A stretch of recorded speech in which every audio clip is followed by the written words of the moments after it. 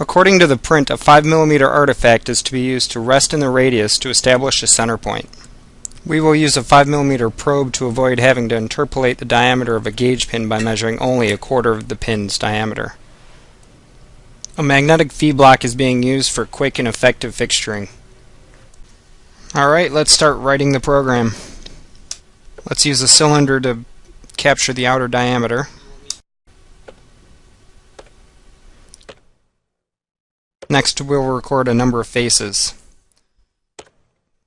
First a vertical face, then the horizontal face. Of course, these correspond with the part. We'll do the left end and the right end face. The process of writing this program will only ever have to be done once. The completed program will be saved off and recalled every time this part is to be measured. This is a very simple process, and for this particular part it takes about a minute to write the entire program. This is a pretty big time saver compared to conventional CMMs. Now it's time to start measuring the part. We take the measurements by touching the probe to the part and registering the points with a green button. Now we move on to measuring the vertical face.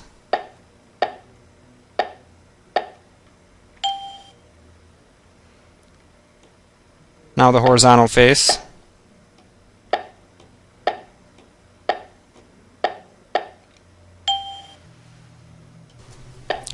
Next we measure the left end face, and then over to the right end face.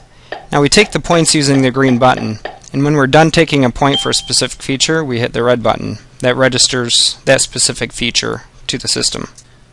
Now this is a really easy system to use. It's a one-day training class, and in all reality it's really hard to push the prepared material past lunchtime. It's a point-and-click system. You just tell the system what you want to measure and go out and measure it. And here we're creating a report to save off the measured data.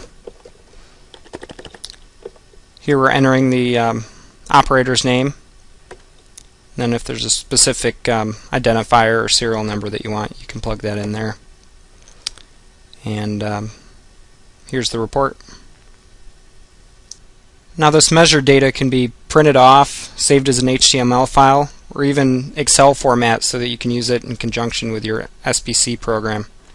In less than 3 minutes we have programmed the part, measured the part, and permanently recorded the measured data.